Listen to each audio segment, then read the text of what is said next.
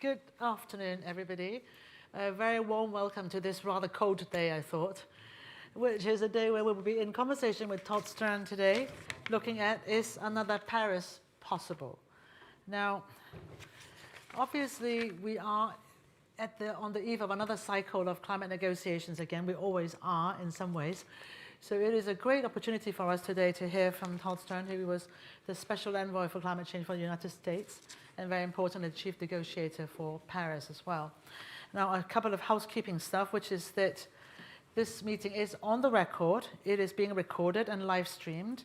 And if you would like to tweet or use social media, please use the hashtag #CHEvents or at Chatham House. And if you want to ask a question after the initial bit where you hear me chit-chat with Todd, then you can submit the question, those who are online, on the Q&A. Submit the question to the Q&A box that will be at the bottom of your Zoom feed for those who are online. And for those here, of course, I will come back to you later and ask who would like to ask questions, and we'll introduce some order to the proceedings so that we can take us through this hour where we learn a lot, I think, about what happened and what was Paris, really. So I thought that we should start from something a bit basic. I'm assuming if you're in the room here, you know what Paris is, but still to hear from one of the fathers. Tell us, what is Paris? Why is it important? Well, Paris is an agreement that actually was a product of a number of years of work, and I, just for the record, have a book out for a couple of weeks on the road to the Paris Agreement. You know, Paris itself. Look, if you go back to the start of the climate regime, that's the UN Framework Convention on Climate Change back in 1992, and that was the first time that the UN body started to take climate change seriously, and it is in fact a framework. It frames out what climate change is, the importance of it, the importance of limiting it, and kind of in broad strokes talks about a number of the issues that are involved, but it doesn't get down into the nitty-gritty. And in short order, after that 1992 agreement, by 1995, which was the first of the every year climate conferences, the conference of the parties meet, that's why you've probably heard the term COP, so it's COP 1, 2, 3, all the way up to 29 this year. And so there was an understanding, I think a pretty widespread belief at the time of that very first one in 1995 in Berlin, that there needed to be an actual kind of operational, concrete agreement to put flesh on the bones of what wasn't there in the original framework. And the Kyoto Protocol got done.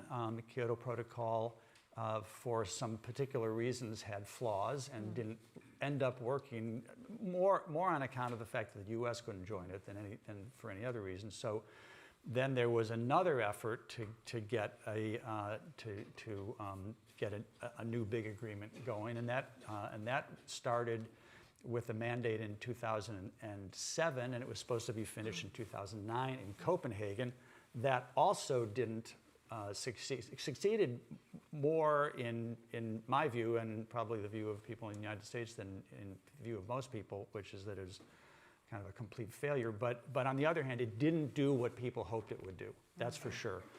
And so then in 2011, there was still another effort, new mandate to negotiate an agreement that would be a real, effective, ambitious, concrete, operational agreement, and that's what Paris was, and that's what Paris is. It doesn't mean Paris, everything's going to go perfectly, but the Paris Agreement, with its various provisions, is one that I think the vast majority of countries, really the vast majority of negotiators, came away thinking that Paris was better than its best case scenario coming into negotiations. So we can get into more detail about any of that, but that very broadly, that's what Paris is about. Well, fantastic. I mean, look, I'm regretting that I don't have a copy of the book on me, because if you had a copy of the book, you would see that the cover is this astonishing picture of President Obama crashing effectively a meeting with Wen Jiabao, I think, Premier Wen and Lula and right. et cetera, et cetera. So I just sort of, Yeah. well, let's start us with something a bit juicy. Well, what Yeah. happened, Todd? Well, so Copenhagen is without a doubt the most dramatic, chaotic, mind-bending COP that there has ever been, before or after. In the minds of most, as I said, of most people, most negotiators, at the time, and even to this day, the view is that was a complete failure. And as I said, it failed in doing the thing that many people wanted, but it did some very important things. If you go back to, so I came in with President Obama in January of 2009, and this negotiation had started at the end of 2007. So we were kind of halfway, a little more than halfway through the negotiation. We kind of jumped onto this moving train.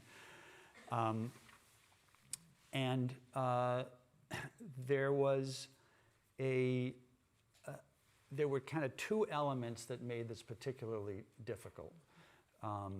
One made it difficult for everybody, and the other one made it difficult particularly for us being the United States. So the thing that made it hard for us is that there was a kind of basic paradigm in climate negotiations, which was most clearly solidified in Kyoto, and it said two basic things.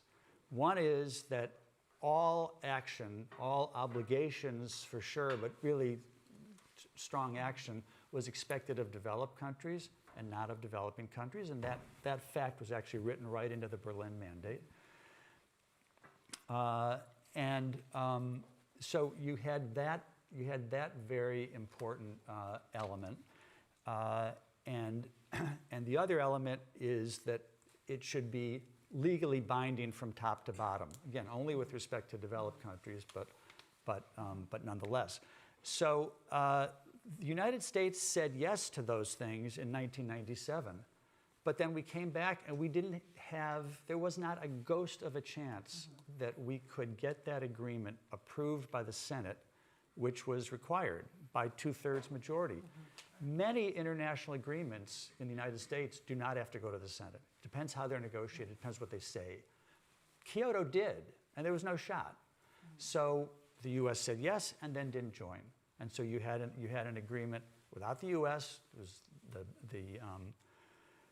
I guess already, I think we were already the second biggest at that point to China. But you have to have the U.S. in, and you didn't have any of the developing countries in terms of their emissions. So it just was sort of by definition not going to be very successful. The other part of climate negotiations that's just incredibly difficult for every country is that the basic means by which decisions are made, decisions such as do we adopt or do we not adopt this thing that we've just been negotiating, has to be done by consensus, which means essentially that everybody, by the way, is 195 countries. That's a lot of countries.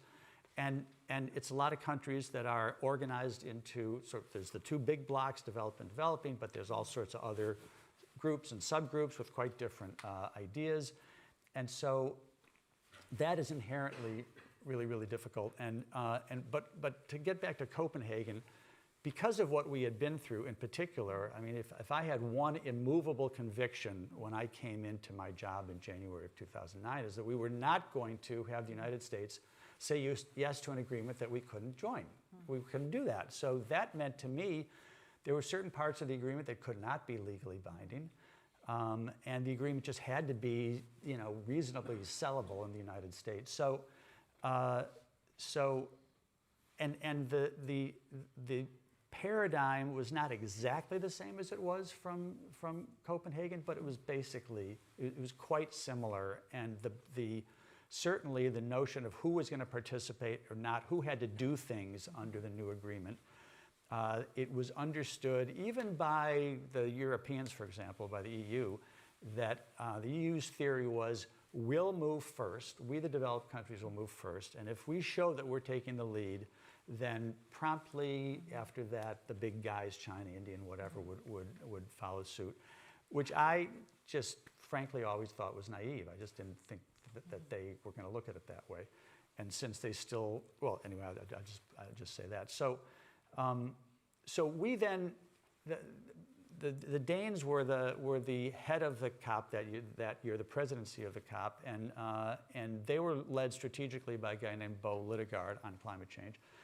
And Bo had figured out from talking to us and others that we just were not going to be able to do the thing that many people wanted. And he came to Washington in September of 2009 with an idea for a much different kind of agreement, not the kind of big one with all of the elements that I just said, but let's do a short agreement, non-legally binding. It'll say that developed countries and the big developing countries will all agree to do things in terms of reducing emissions, and fundamentally kind of those elements. And he started trying to sell it, and he tried hard to sell it. He sold it enough, the EU was on board, but at the end of the day, the Chinese and others were really not. So, on the second day of this 2-week, all of the COPs are 2-week meetings. On the second day of the meeting, there was a leak from The Guardian, which was extremely overwrought and oversold in terms of, but they got their story from whoever leaked it, and the effort clearly had been to kind of blow up the capacity of the Danes to move forward on this Copenhagen Accord, which is what they were calling it. And we also are not really even guessing here, because there was. Well, why not? Guess it. What? Who leaked it? Well, no, I don't know who leaked it, but the reason for leaking it was very clear. Yes. China had invited the Indians, South Africans, and Brazilians to Beijing in the week or two before, just about a week or so before the COP started, and there was a story in, I think, the Times of India, quoting somebody from that meeting who didn't want their name to be used, but explained that the purpose of the meeting was to stop the Copenhagen Accord from getting any traction.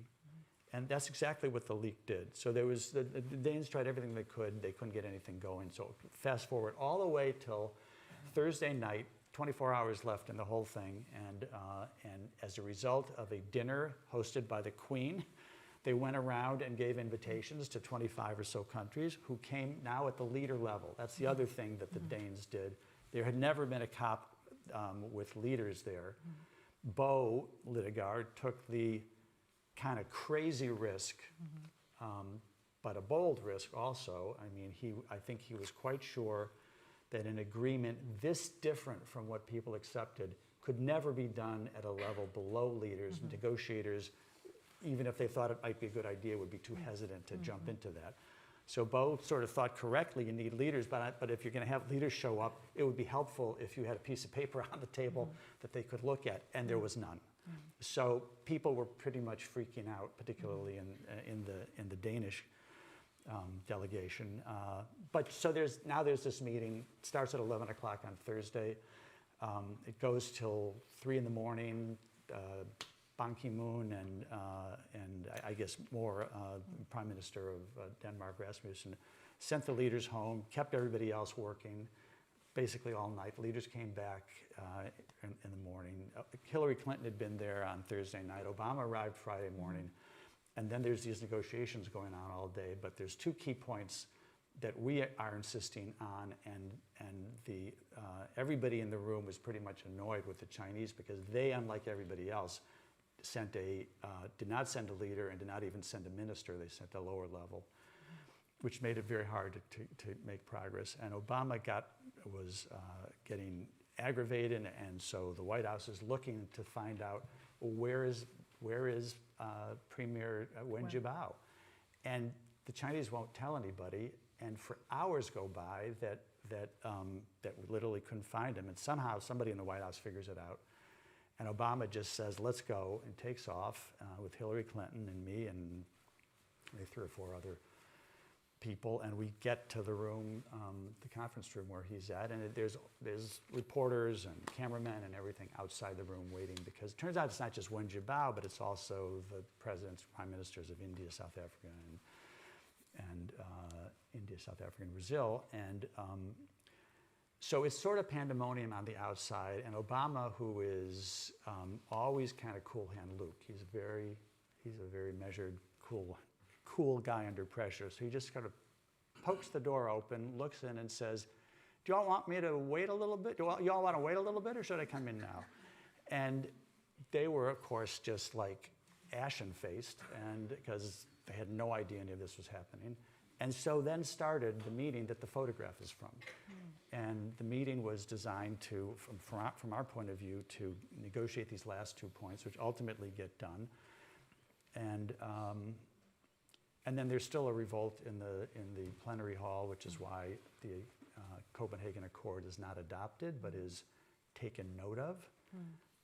The fact that it was taken note of rather than just tossed overboard was extremely important, because it allowed the substance of it then to be negotiated the following year, which is what happened.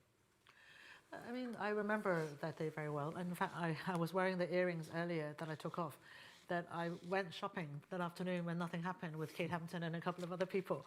And I was sort of thinking that maybe the sort of intuitively I was sort of reaching for something that ultimately turned into something more positive than what was widely reported.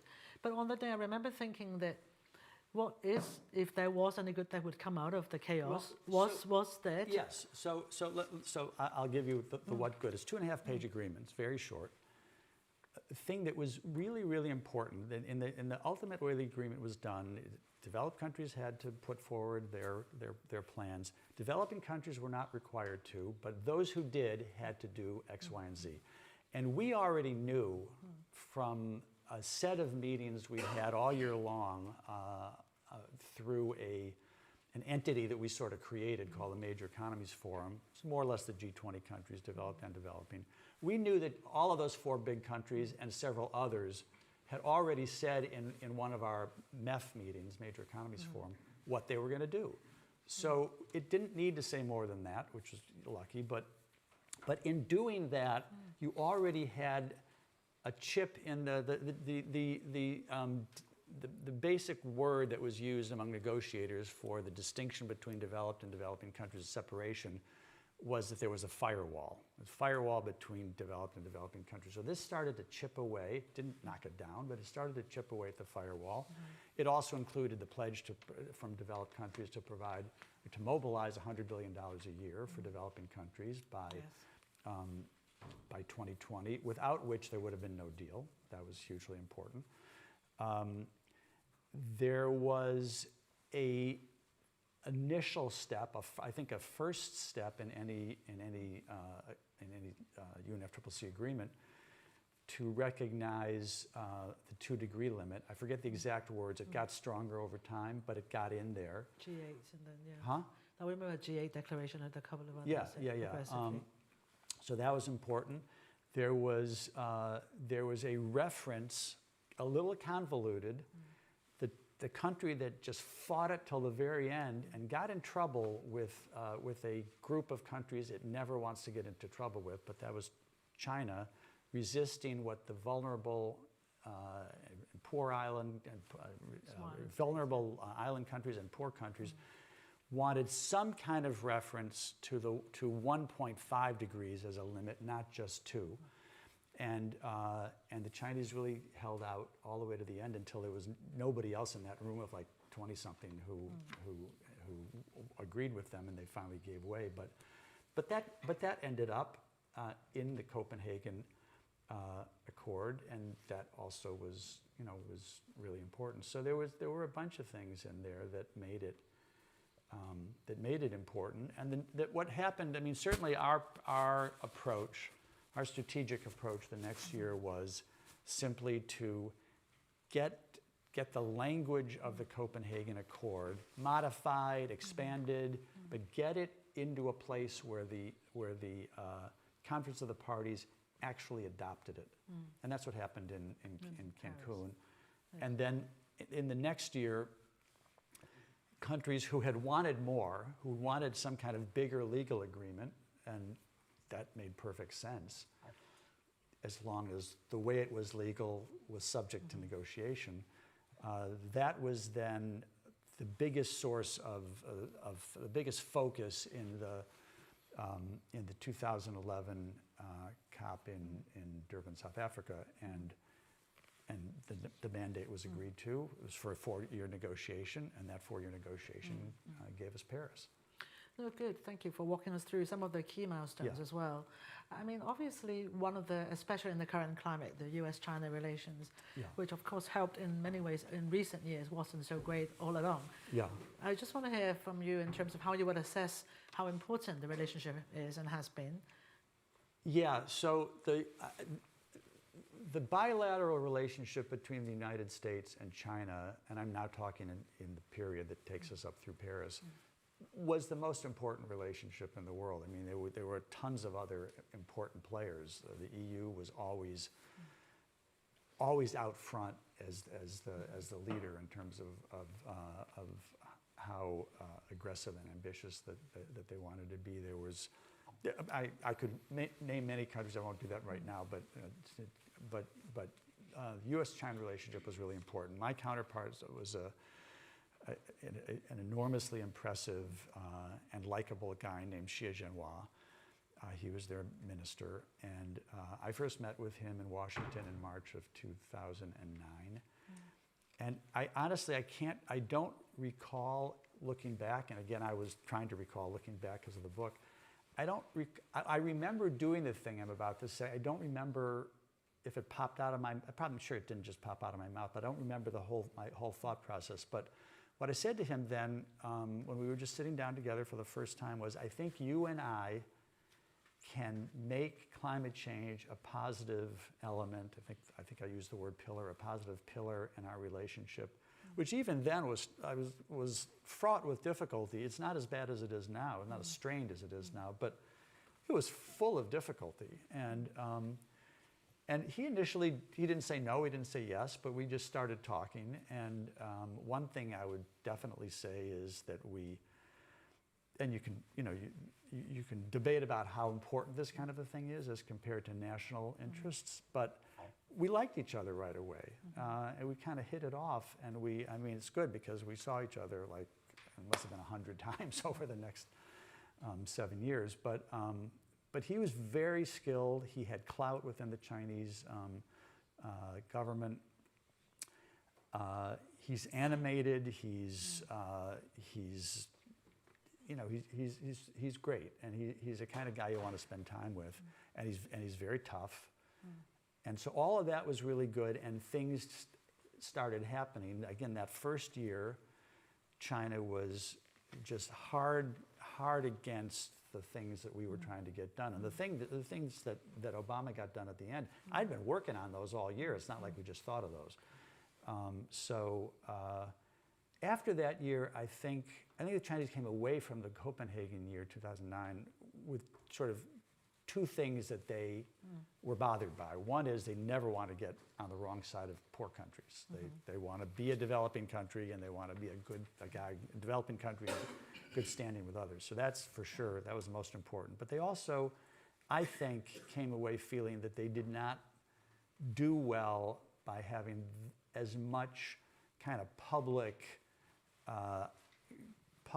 difficulty with the United States, and I think he wanted to change, and did, to me, visibly already, even in 2010.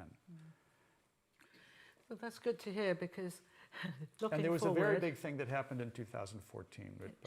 Indeed. I mean, we can go back to that maybe, some of the detail around the Sunnyland and others, because there are obviously many different pieces. I'm just sort of look, we are on the way to Paris. Paris, you explained, is where all the pieces come together. Yeah. We recognize that countries ultimately will only really do what they want to do in some ways, and that national action is a foundation of, not the result from, global agreements. And so in some sense, this is the framework we've got right now. Yeah. We also know that that doesn't mean that things add up. That's true. So looking back, it's not a trick question, but it's not an easy question, which was, if you were to go back to 2015 for Paris, knowing what you know now, what are the kind of things you might sort of adjust or change?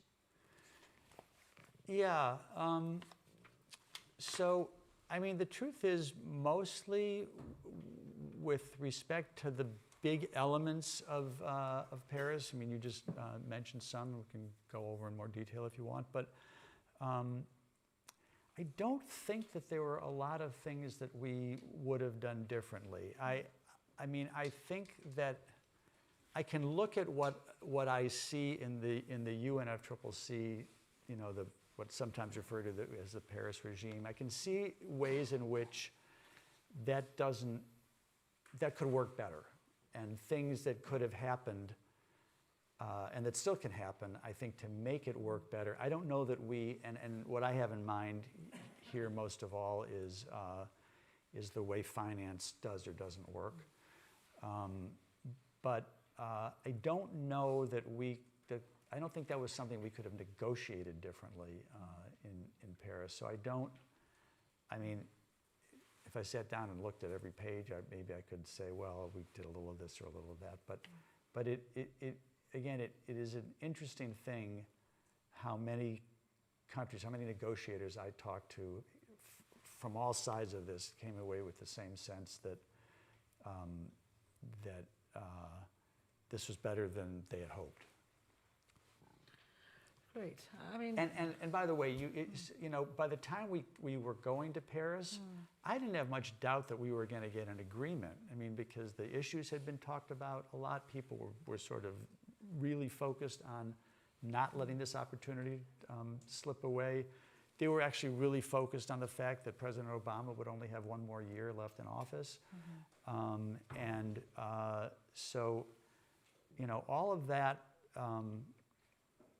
is true. I don't know, I was going in some other direction now, but I lost where I was. no, it's all right. We can come back to it if you want to. I just think, I mean, obviously you're not going to avoid the question about the US election, which I'm sure we will get from the floor. So just get ready for this, because I'm about to open you to the very keen audience here. I'm going to give nobody satisfaction, but I'll take the questions.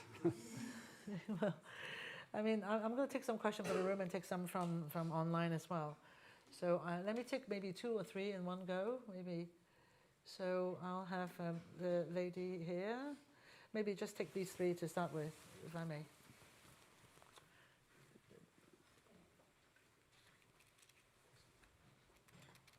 Please introduce yourself and keep your questions short or your comments short, please. Thank you. Thank you very much. My name's Katie. I'm here on behalf of Transparency International's Climate Governance Integrity Programme. My question is about the US election. I apologise. That's all right. I'm wondering what room there is, if any, to pressure Biden into taking pro-climate executive decisions before, if in the event that there is a Trump victory, what mechanisms are there to protect pro-climate policies? And what do you think are the most effective ways for the climate community to make this happen? Just the last part, say that again. What would be the most effective ways for the climate community to put pressure on the White House to do this, the current administration? Yeah. Well, so can we Trump-proof climate legislation? Yeah, yeah. So the first thing is, the election's super tight. I mean, you ask me right now, I'd say Harris is going to win. I think she's going to win. But I also thought Hillary Clinton was going to win in 2016. So it's tight enough that nobody knows is the reality. Like which side's going to have better turnout. I think that's an edge for the Democrats, because they have a great team on that front, and they've been working on it for a long time. So in any event, let's just stipulate that the good guys might win, but we might not win, and so we're not sure. I don't think that there would be. So let me get to the sort of bigger underlying question, which is what can we prove? And I think that there will certainly be things that if Trump is elected, that he will try to undo. And there's probably some things, particularly if they're essentially executive actions that didn't require Congress. So there are rules, regulations that have been put in place by different agencies like the EPA, and those are always easier to roll back. I think that it will be hard for Trump to roll back the kind of most important sort of central core legislation, which is known as the IRA. which is actually the Inflation Reduction Act, but it's mostly about climate change.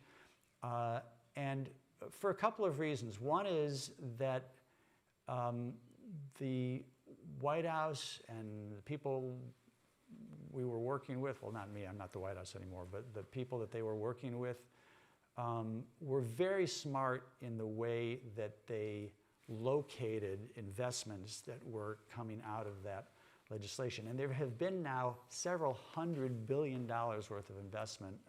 Some of it, there's a bunch of it, I think it's $370 billion altogether, I think, from the government, but lots more using those government sources to attract private sector investment.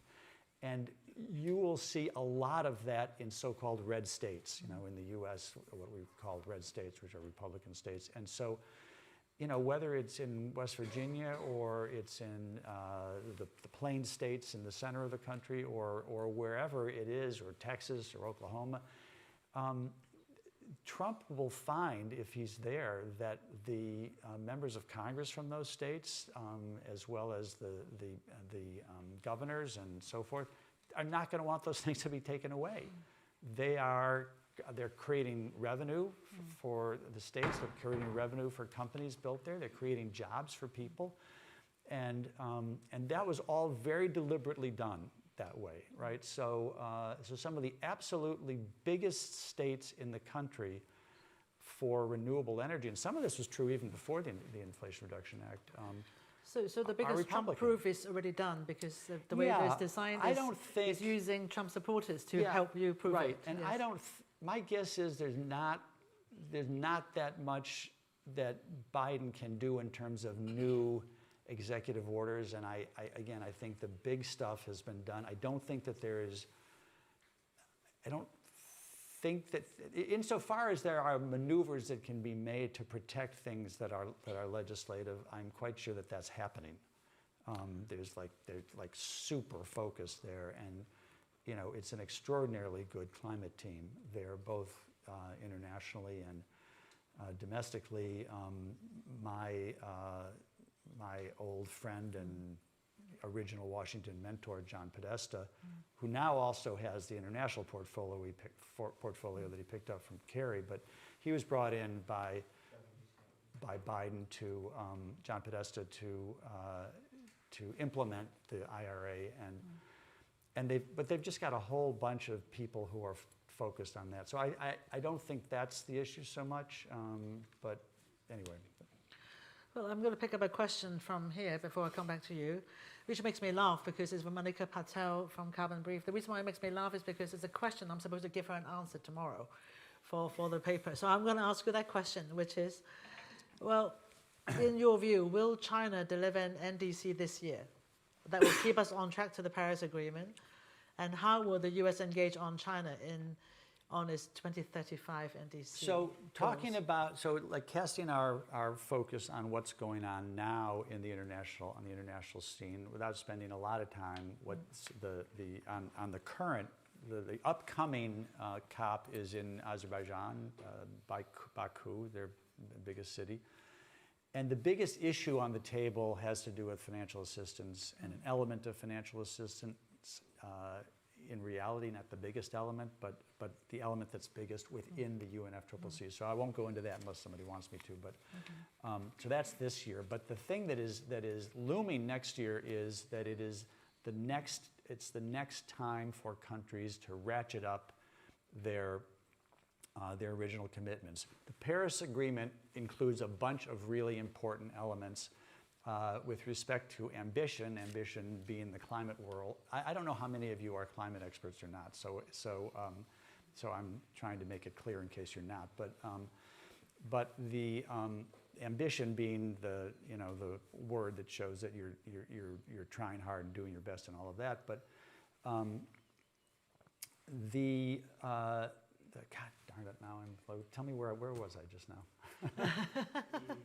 Well, look. I think the sorry. Priorities for that current financing this year, and Well, Yeah, the question right, was, no, the that's right. question So, was, the thank- question no, was no, where that's- was, sorry, the question was where was the NDC? yes, I know. But I was sort of thinking that you want to sort of look at what the pressing issue for Baku is first. Right, but the thank you. But the biggest issue on the table is what's going to be the new NDCs, and I was just starting to go back and tell people that the fact that you need to do that every 5 years was a super important part of the Paris Agreement. There was an agreement back at the time of Paris that countries would put their proposals in early enough in the year so that, this was actually our idea, so that there would be enough time for the press, other countries, analysts to criticize, and countries knowing that they might be criticized would do their best. That was the theory. So now, in theory, the new NDCs, the new targets, NDC is the initials of the buzzwords, but are supposed to be put in February. My guess is that a bunch of countries, probably including the EU, will have trouble doing that. But it'll be put in. These will all be put in relatively early this year. And it's going to be tremendously important that those are a big step forward because another piece of Paris, there are sort of two most important goals, one having to do with temperature and one having to do with emissions, obviously related. And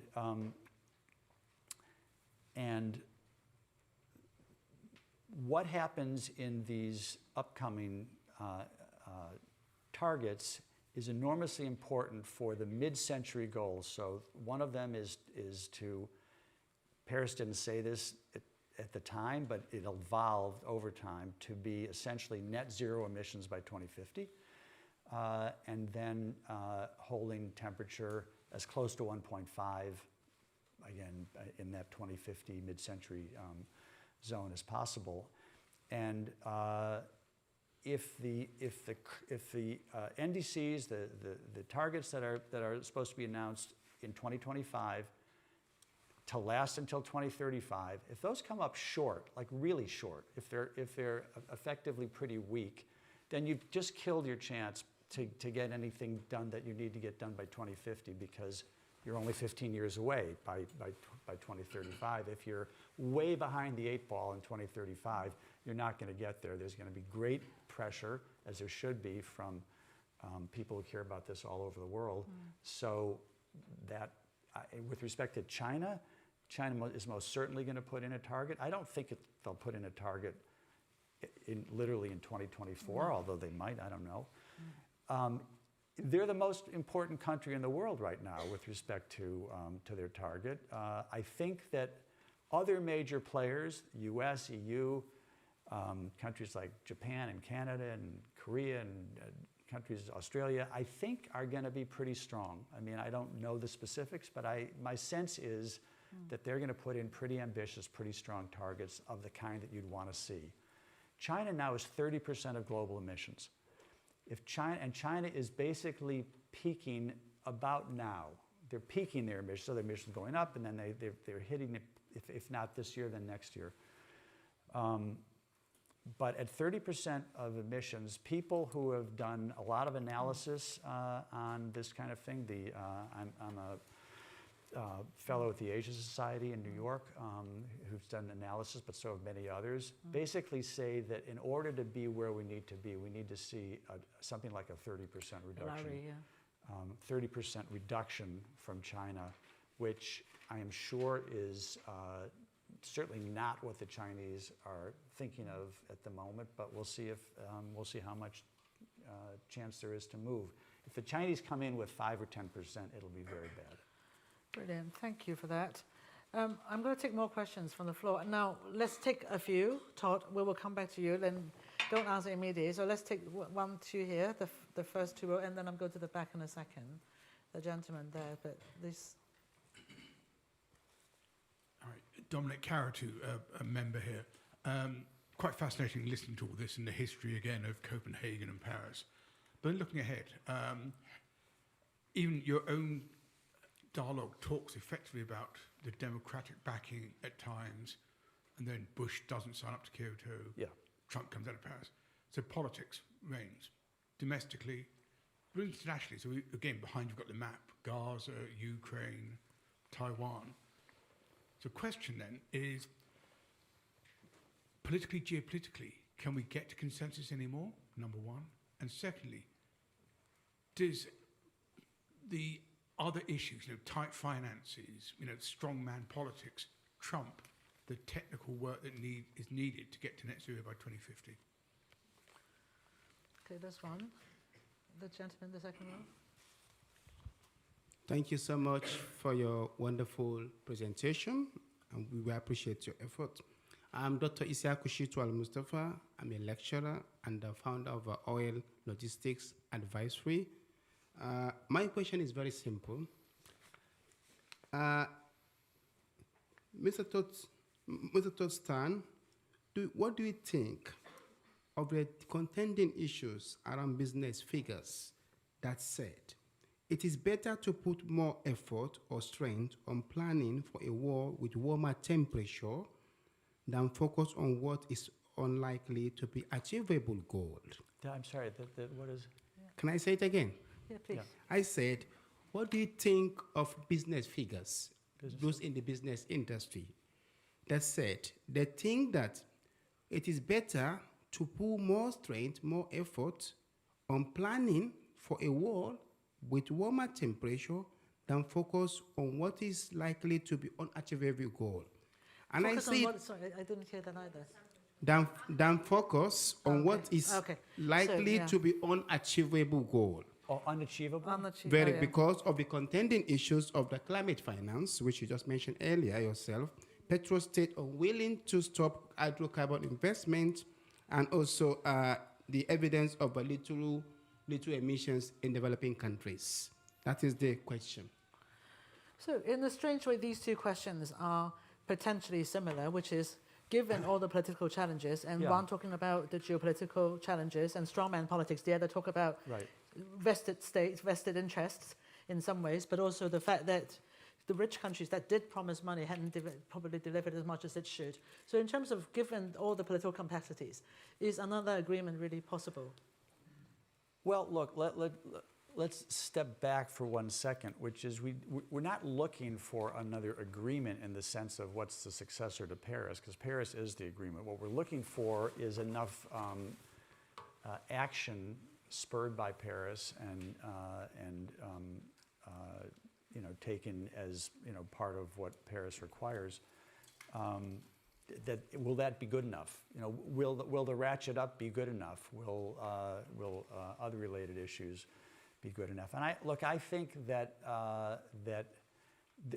there's sort of a double answer to your question. There certainly can be action that we need. I think that if you talk to, and I was actually just with some of them in Paris for the last 2 days.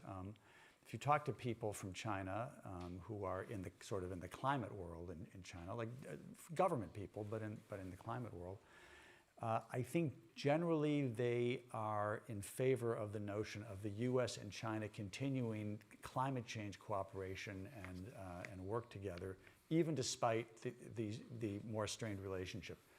If there's a war in Taiwan, that's not going to happen. I mean, if things can get bad enough that you're unable to do those things, and I think that, and I think you could. I mean, I mentioned Taiwan. There's other areas that are obviously either in some state of war now or threatened, and I think that it's certainly possible that things get so hot that you can't really make any climate progress for some period of time.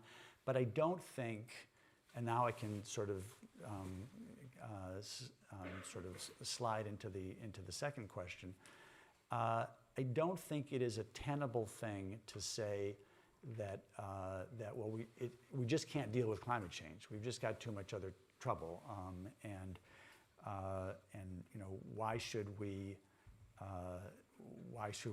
put out all of this effort when what we're trying to do is unachievable, and we'd be better off trying to worry about the war. President Obama said in a meeting that I attended when I was in the White House not when I was in the White House. I was in the White House that day. My actual office was in the State Department. I was in the White House as an employee at a different time. But he said in a meeting in the Roosevelt Room with about 15 or 20 business leaders that climate change was the one thing that he worked on other than nuclear weapons with the capacity to alter the possibility of global progress, of human progress, that it was that serious. And it is. I mean, it's that kind of thing. And if you look out, you look both at the various scientific reports that have been published in recent years, mostly by the UN climate body, the IPCC. If you look out your window and cast your eyes on most any continent around the world, you see what is basically biblical weather happening already. When I look at the sort of the climate change landscape overall right now, I think there's three factors, the way I look at it, that are paramount. The first is that the science and the impacts are coming at us faster and harder than anybody realized. I first got pulled into climate change when I was working in the Clinton White House doing other things. I was pulled in to help on the Kyoto negotiation. But nobody had any idea and that it was going to be this bad. And even 5 years ago, people didn't think it was going to be happening as intensively as it is now. So that's real. That's number one. Number two, the progress that is being made on green technology, this sort of green revolution, is absolutely spectacular. I mean, nobody should take their eye off of that.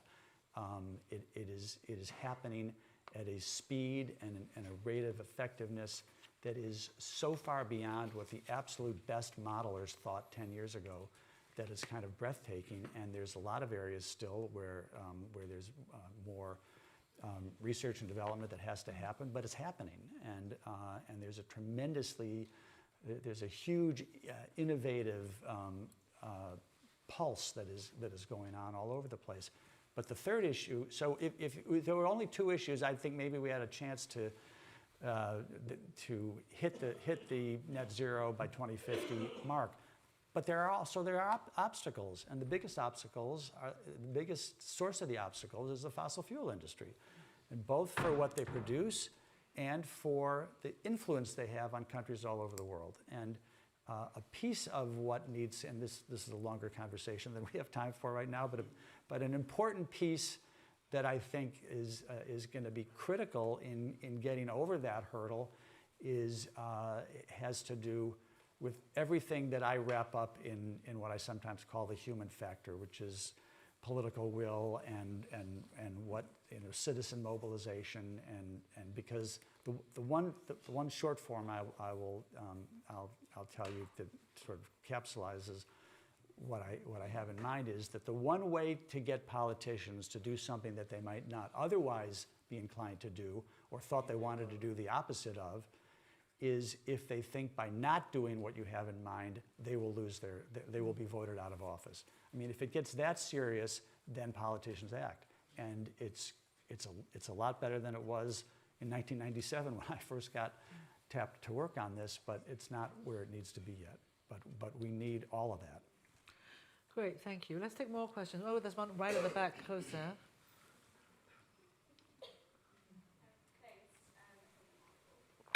Talk loud. Yeah, please. And then maybe after that, we'll take this lady here as well, so we can go straight here. We'll take these two questions, please.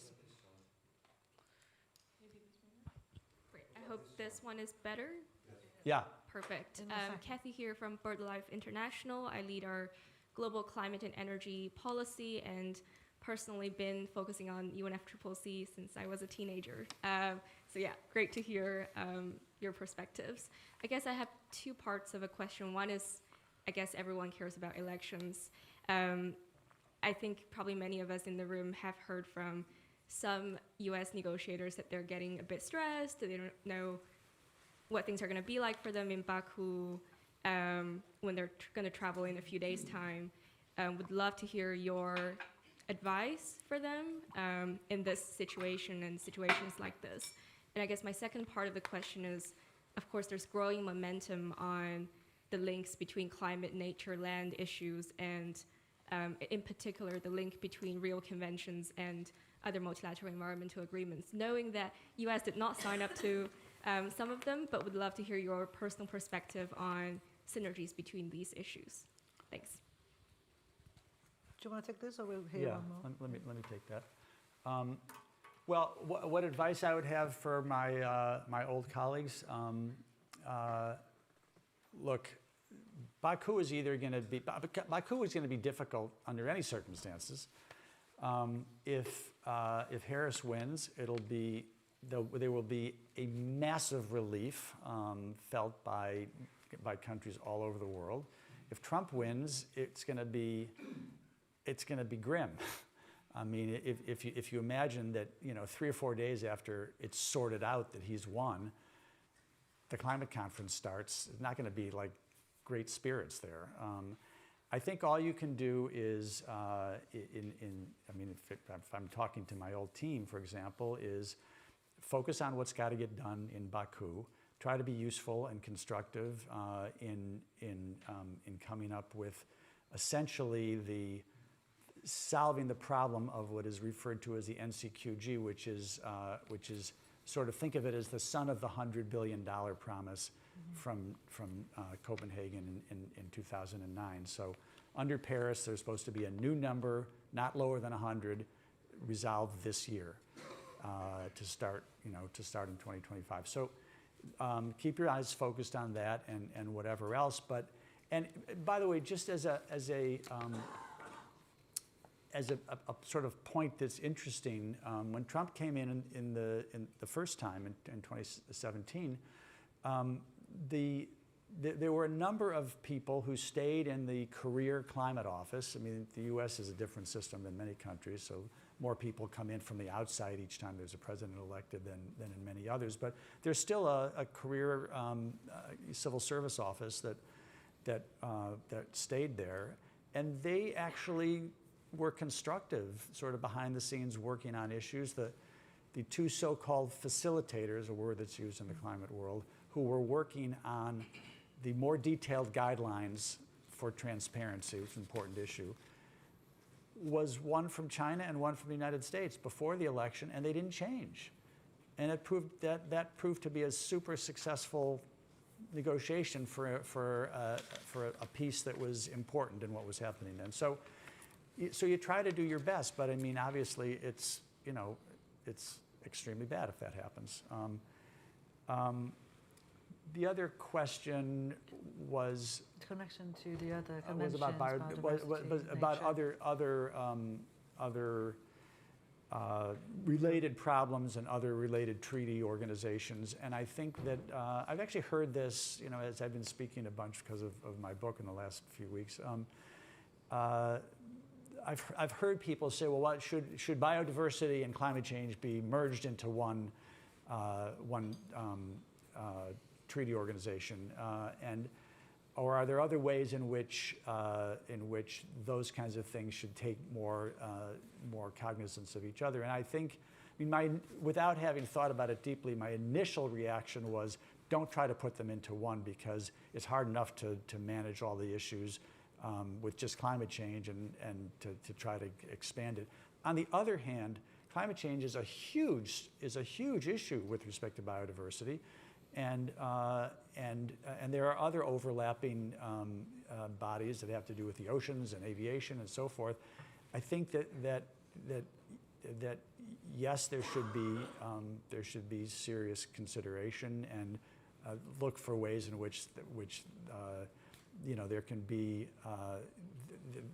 what they're doing in the climate negotiations are cognizant of what's happening in the biodiversity negotiation as well, but that's about what I would say, and I'm not at all expert in the other areas. Good, that's good. Look, we have a little time left, and what I think we will do is the following. We will let whoever gets to ask a question now to have 10 seconds each to ask a question, or something like that, and then we will give Todd the rest of the time to reflect on which bit he wants to pick up on as a wrap-up. So what we'll do is we'll do a quick fire round so that we hear the different views in the room. I would say that, if I may, the question I'm seeing online actually very much chimes in with all the questions that we've heard so far. So I don't think we're necessarily missing an enormous amount. So why don't we have this gentleman here, 10 seconds.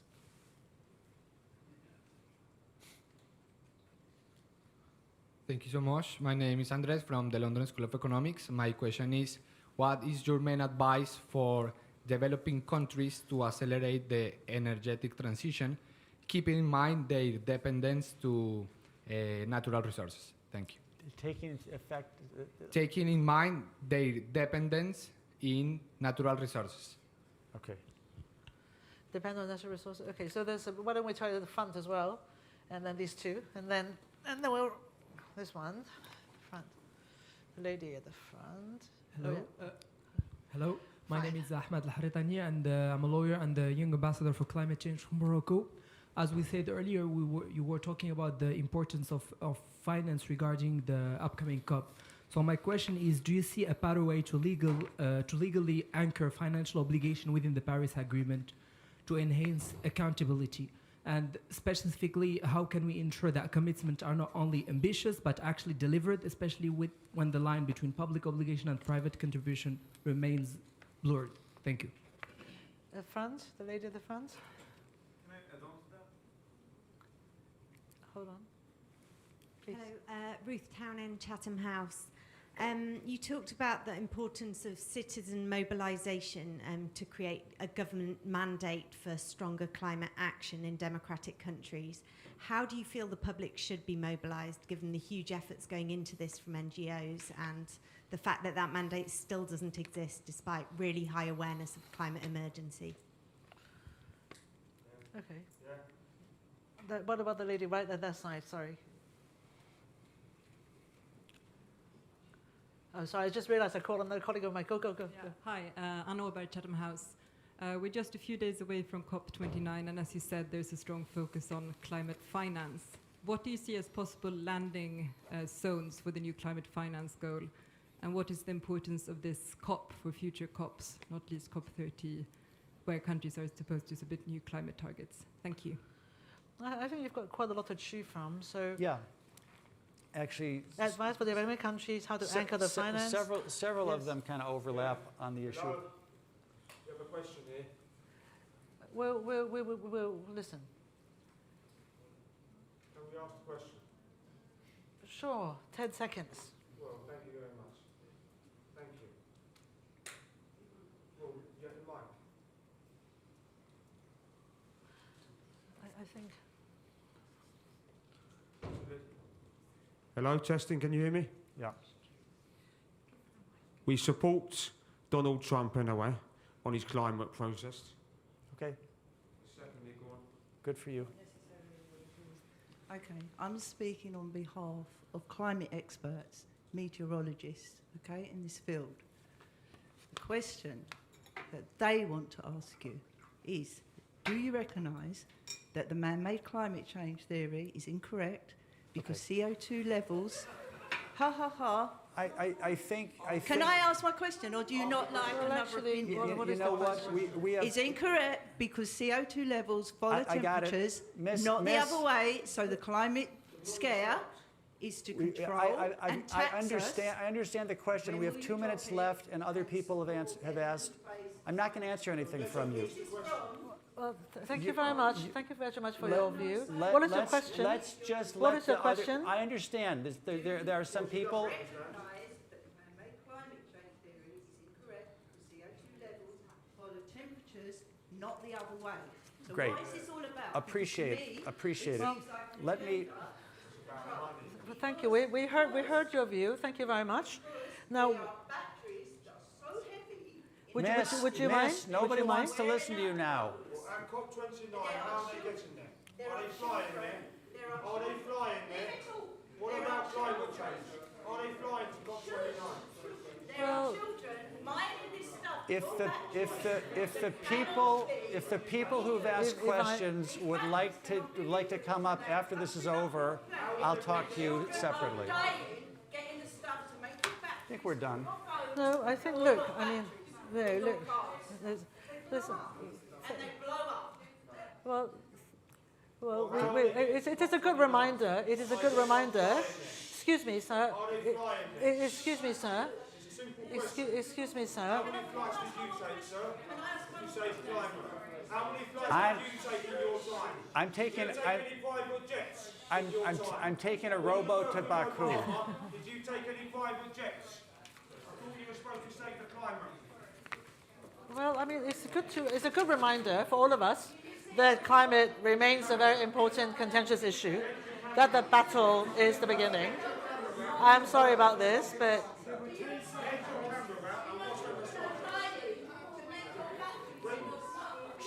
I was just thinking that people could come up and I'll talk to them. I know, but there's no point. You can't really do this, because we will have to stop this. I'm sorry, I tried to not answer on them, but he was too rude. I couldn't.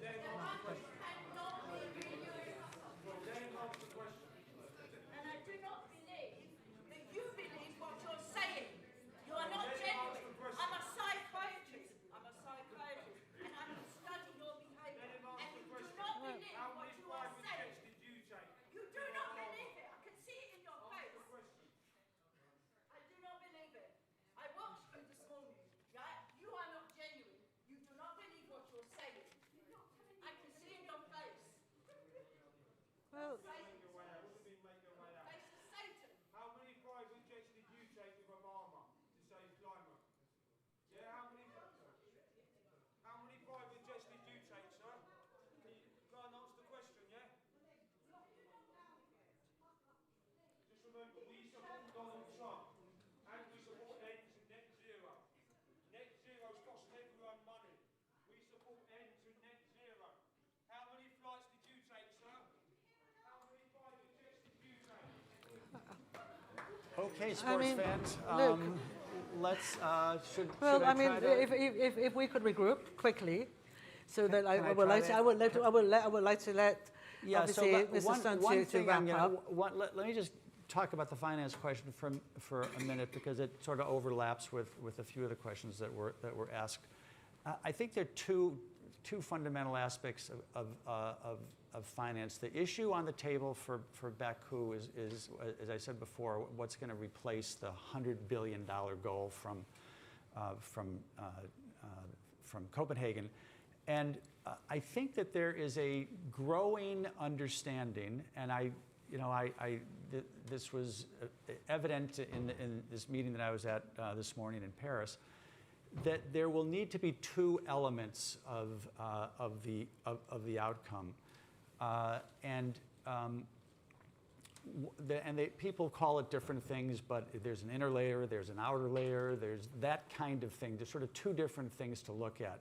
One is just look literally at that 100 billion and say, what are we going to be able to do to increase that to some extent? But the notion that you're going to increase it to $1 trillion or whatever, and that kind of money probably is needed, but you're not going to be able to just crank that up to that level. So you've got that, but then you've also got, outside of the UNFCCC, a huge amount of work has been going on. The group that has been the most focused and the most really usefully focused on this is the G20. And the G20 over the last 3 years, and last year's was in India, and they put out a report called the Triple Agenda.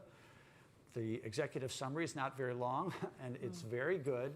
It is focused on a deep fundamental reform to the World Bank and the other multilateral development banks, to some extent the International Monetary Fund, where there are large amounts of money which can be used in a much better way. And by a better way, I mean, like, for example, rather than giving an X million dollar loan simply you give to a developing country that needs it, use much more of your resources to lower the risk for the private sector to invest, to de-risk those investments, and try to get those to move like way up. So there's a tremendous amount of work that's been going on. Good work. I worked for Larry Summers for a couple of years. when he was the Secretary of the Treasury. The Indian government asked him and an Indian economist to do this report, and it's like very, very effective. And people are talking about it now. People, as I said, were talking about it at this meeting that I was at this morning in Paris. So I think that there's, you got to kind of separate those two things. I think that within the UNFCCC itself, Paris, not Paris, but the UNFCCC, that the Paris regime itself, I think they're going to mostly be focused on that first piece, but I think there could be also some reference to this other outer layer, if you will. And Well, that may be all the time, huh? I can hear you saying. No, it's not that. It's more that I want to thank you for your graciousness for this. I'm sorry to, as the moderator, let me just say I'm sorry that I should have resisted the catcalling earlier. I tried to, but also, obviously, this is an indication of the kind of strife, as I said, that we are going to continue to see as we move into net zero. I suppose if it doesn't hurt, in some ways the transition isn't real. Real transition does require changes that obviously Can I just have 30 create more these. seconds? No, you can have 20, 40 more seconds, as much as you like. So another one of you asked about advice for developing countries and their transition. And I think that the most important thing is still harkens back to the financial questions that I was talking about. There's a lot, actually. I mean, if you look at some of these, there's a big report that Nick Stern, Lord Stern, at the LSE put out a year or so ago. Actually, there have been 2 versions that he and a team have put out. They talk about the kind of an analysis of how much, if you imagine everything that needs to get done on climate change getting done all over the world, what would it cost? It's not going to happen right away, but then you do get into the over $1 trillion zone. But in the report that Nick and Vera Songway led, they also talk about not just what has to come from developed countries, but the steps that developing countries themselves need to take in order to make all of this work better. There is some of that involves their own domestic resources, and their own governments have to be tapped and used in an effective way, and a number of other things. But I think that the biggest issue, I think, is this finance issue, and I think if we can get it right, which is not going to happen in a day, but I think hopefully there can be a halfway decent step taken in Baku.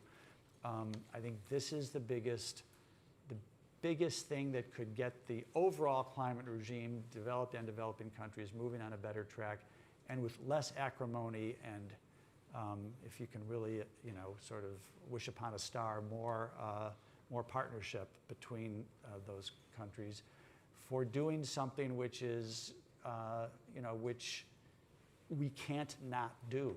That's why the question about, do you have to focus more on the war? You got to deal with the war, but none of those wars is going to actually be more threatening to the world than climate change. Just think about it that way. Okay, so I'm sorry that this got disrupted. No, thank you very much, Todd, for this. I think that we have learned a lot from, obviously, a long experience of negotiations, none of which is easy, all of which has drama, but also more importantly, you are reminded that staying the course is part of the challenge in some ways, however the difficulties ahead. I hope that all of you will join me, however, in thanking him for his knowledge and graciousness. Thank you.